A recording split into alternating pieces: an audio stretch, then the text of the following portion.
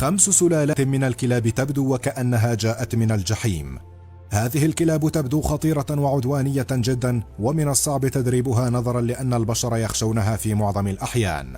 في هذا الفيديو سنتعرف على هذا النوع من السلالات، وسنبدأ بالعد التنازلي حتى نصل إلى الكلب الأخطر في العالم. قبل أن نبدأ لا تنسوا الاشتراك في القناة وتفعيل زر التنبيهات حتى تتوصلوا بكل ما هو جديد يوميا. هيا بنا.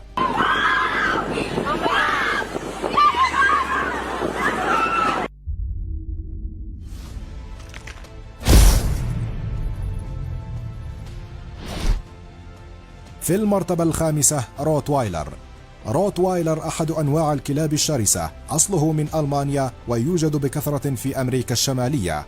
هذا النوع غير رائج في العالم، وهو من أنواع الكلاب التي تستخدم في الصيد أحيانا. يتراوح وزن هذا الكلب في المتوسط بين 38 إلى 50 كيلوغراما. يعتبر كلبا قويا جدا والأعنف من بين الكلاب الأخرى، فهو شرس وذكي ومدافع ممتاز عن أصحابه، ويعتبر كلبا عنيدا للغاية. يمكن أن يكون أفضل حارس على الإطلاق، حيث يمتلك فكا عريضا ذا أسنان قوية. والروتوايلر بطبيعته كلب هادئ وواثق في نفسه وشجاع جدا، وهو من أحسن الكلاب في مجال الحراسة وككلب رفيق لصاحبه. في المرتبة الخامسة الدوغو الأرجنتيني. كلب دوغو الأرجنتيني هو كلب لا يزال يستخدم على نطاق واسع اليوم في مجموعة متنوعة من الطرق من التتبع والبحث والإنقاذ والتدريب. ونظرا لأنه يعد من الكلاب الأقوى في العالم، فهو يعمل مع الشرطة بشكل عام، بما في ذلك الكشف عن المخدرات والمهام العسكرية، حتى إنه يستخدم في بعض الأحيان كدليل للكلاب أو في خدمة الحيوانات. كلب دوغو الأرجنتيني هو كلب حراسة ممتاز، والذي من شأنه أن يقوم بحماية العائلة بكل حماس. هذا الصنف على الرغم من اشتهاره بالشراسة، إلا أنه من المعروف أنه يكون ممتازا في التعامل مع الأطفال، ومع ذلك هو من السلالة الكبيرة إلى حد ما، وينبغي توخي الحذر حول الأطفال الصغار لضمان السلامة والبعد عن الحوادث أثناء اللعب.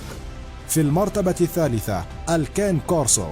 كلب قوي وضخم جدا ويستخدم في الحراسة وذكي جدا سيفيد مالكه، ولكنه عندما يرى الغرباء سواء كانوا من البشر أو كلابا من سلالة أخرى، فهو يهاب الموقف ويظهر تحفظه تجاه هذا النوع. فهو يستطيع بكل فراسة وتلقائية مطلقة أن يميز بين الأعداء والأصدقاء بشكل كبير. وبالرغم من أنه ذو طباع هادئة، إلا أنه سيبدأ بالنباح إذا تعرض إلى موقف غريب كاقتراب شخص غريب من البيت.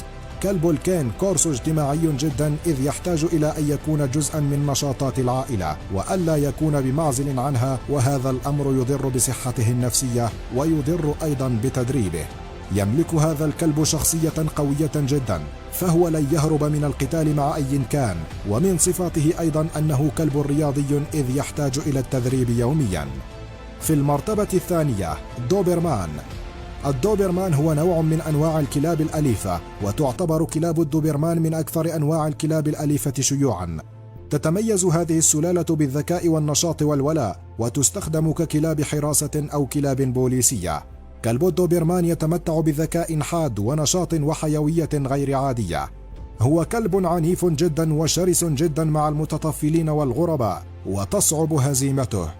هذا الكلب ليس عنيدا، ولكنه يحب الاهتمام من صاحبه، ولكنه أيضا يحب السيطرة، لذلك يجب أن يكون قائده ذو شخصية قوية ولديه خبرة واسعة في التعامل مع هذا النوع من الكلاب. يمكن لهذا الكلب أن يطارد القطط والحيوانات الأخرى، ولذلك يجب أن تكون قادرا ومسيطرا على سلوك الكلب مع الحيوانات الأخرى. في المرتبة الأولى البيت بول تراير الأمريكي. يزن هذا الكلب ما بين 30 إلى 40 كيلوغراما، ومتوسط ارتفاعه ما بين 45 إلى 53 سنتيمترا. إنه الكلب الأقوى والأشرس في قائمتنا. يمتلك مزاجا عدوانيا جدا، فهو يحارب الكلاب والحيوانات الأخرى باستمرار، ويشكل أيضا خطرا على الإنسان، حيث يمتلك قوة عضلية هائلة.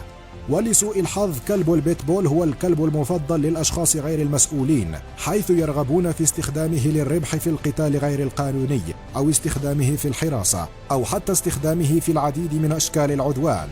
وللأسف ما زالت تربى بهذه الطريقة من قبل بعض الأشخاص غير المسؤولين. من المعروف أنه لا يتم خصي الكلاب. كلاب البيتبول العقيمة يمكن تركها من غير السلاسل أو السماح لها بالتجول بحرية. للأسف كلاب البيتبول مثالية لإنشاء كلاب أكثر عدوانية، لذلك تستخدم في حلقات قتال الكلاب ومن قبل الأشخاص غير المسؤولين. وللأسف فإن استخدام الكلاب في القتال يشكل مشكلة يصعب كسرها أو القضاء على هذه الظاهرة الخطيرة.